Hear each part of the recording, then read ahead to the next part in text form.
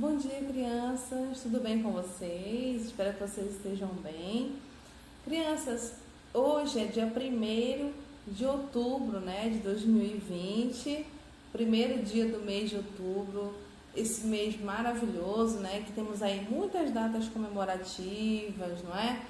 Temos aí a visão de Bragança, temos o dia das crianças, olha só, temos o dia dos professores, Círio de Nazaré, lá em Belém, temos o dia de Nossa Senhora de Aparecida e muitas outras datas aí, comemorativas. Gente que faz aniversário agora em outubro também, não é? Então é um mês mais do que especial, é um mês que eu gosto muito, não é? E é um mês também que está se aproximando aí, do final do ano, mais um mês aí, próximo já o 10º mês do ano, né?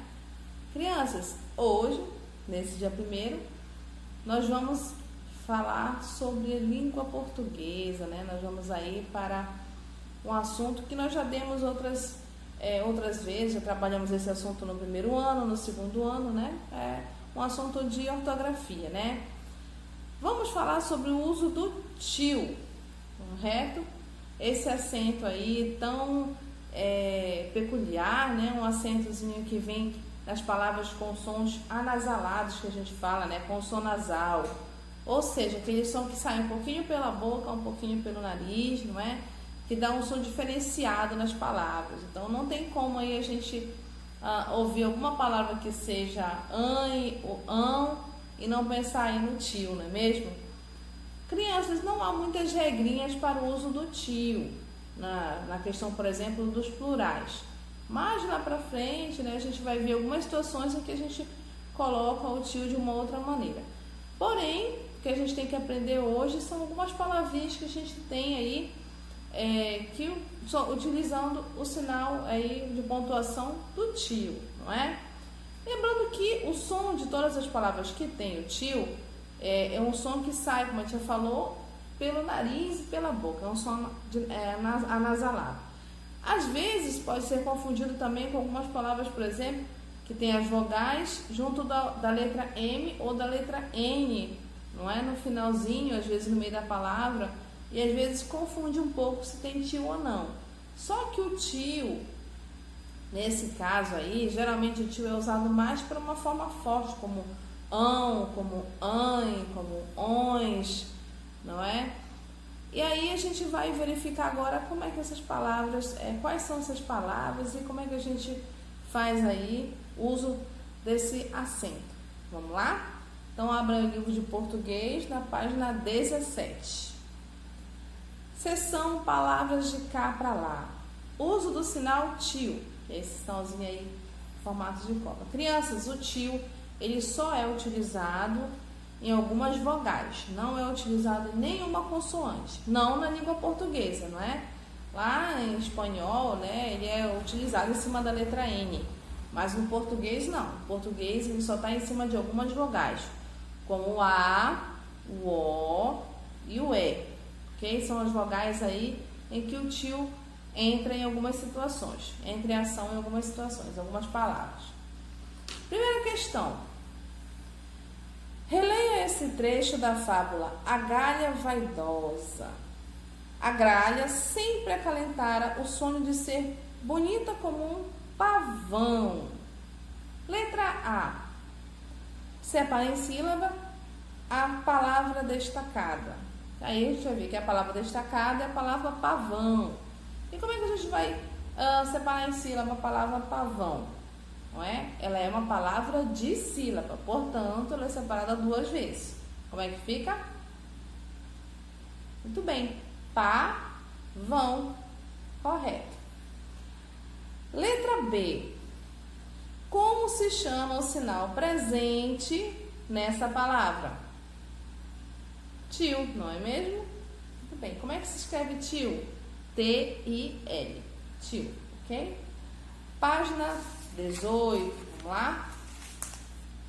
Conheça mais uma fábula. E aí a gente vai ver aí uma fábula bem pequenininha, não é?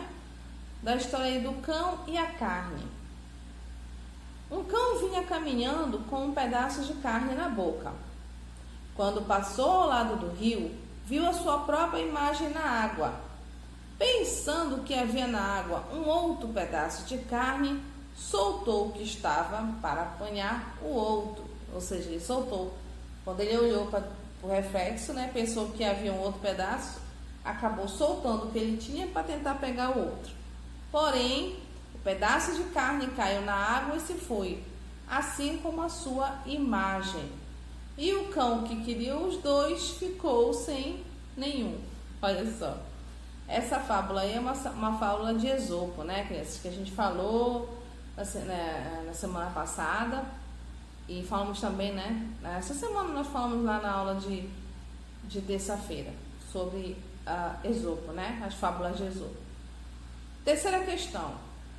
Quem é o personagem principal da fábula que você acabou de ler? Quem é? O cão, não é? Tudo bem, o cão. Quarta questão. Observe o quadro e pinte as palavras que apresentam a mesma terminação que o vocabulário presente na resposta da atividade 3. Bom, lá na atividade 3 a gente viu que o personagem é o cão. E agora ele quer que você faça o quê? Que você pinte as palavras que apresentam a mesma terminação, que terminam com a mesma sílaba da palavra cão, ou seja, ão, tá? Então você vai pintar aí todas as palavras que têm a terminação com a mesma sílaba da palavra cão. Tá bem fácil essa, né, criança? E é para pintar toda a palavra. Não pintem aí com cores muito escuras. Lembra que a tia falou uma vez que as cores muito escuras acabam apagando um pouco a palavra. Então pintem aí com amarelo clarinho, um verde clarinho, um rosa clarinho, tá bom? Essas palavras. Quinta questão. Analise essas palavras. Manha e manhã.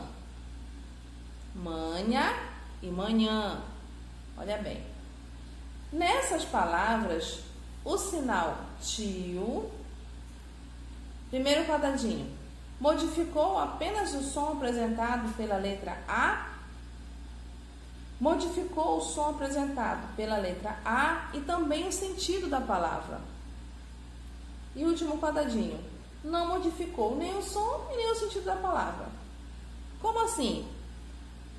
O emprego do tio aí, na segunda palavra, mudou o quê? Ele mudou só o A? Continuou sendo o mesmo significado, a palavra manha, da palavra manhã? Ou ele mudou tudo? Tanto o som da letra A, quanto o significado da palavra? Muito bem. Modificou o som, né, apresentado pela letra A e também o sentido da palavra. Porque manha é uma coisa e manhã é outra, ok? Letra B. Crie uma frase usando cada palavra. Se necessário, consulte um dicionário. Bom, daí vocês vão formar uma frase que tenha a palavra manha e embaixo uma outra frase que tenha a palavra manhã. Eu coloquei como exemplo na palavra manha. Essa menina está com manha. E na palavra manhã, eu coloquei está uma linda manhã. Então, crianças, esse é o meu exemplo. São os meus exemplos, tá? Vocês podem aí colocar e devem o exemplo de vocês, tá bom? Uma frase com a palavra manha e outra frase com a palavra manhã. Lembrando que manha, criança, né, se referente a dengo, né, uma criança dengosa, manha, dengo, ok? E amanhã significa aí um fenômeno da natureza, né? Está, é uma mudança aí da natureza, amanhã, tarde, noite, tá bom? Sexta questão. Observe a palavra a seguir. Põe, mãe. Nessas palavras, o tio aparece sobre quais letras? Escreva nos quadrinhos. Tá, e você vai observar em qual vogal está o tio na palavra põe, se é na palavra O, se é na palavra E. E onde está na palavra mãe? Se é na palavra A, se é na palavra E. Tá bom? Aí você põe no quadradinho somente a vogal onde está empregado o acento do tio, ok? O tio é um sinal usado para indicar o som nasal nas vogais A e O. Olha só. 7ª questão. Encontre no caça-palavras o nome do que as figuras a seguir representam. Em seguida, transcreva essas palavras nos espaços adequados. Qual é a primeira figura aí? É de que objeto? De uma mão. Então, você vai procurar a palavra mão dentro aí do caça-palavras. E depois você vai escrever aí embaixo desse quadradinho, embaixo da figura.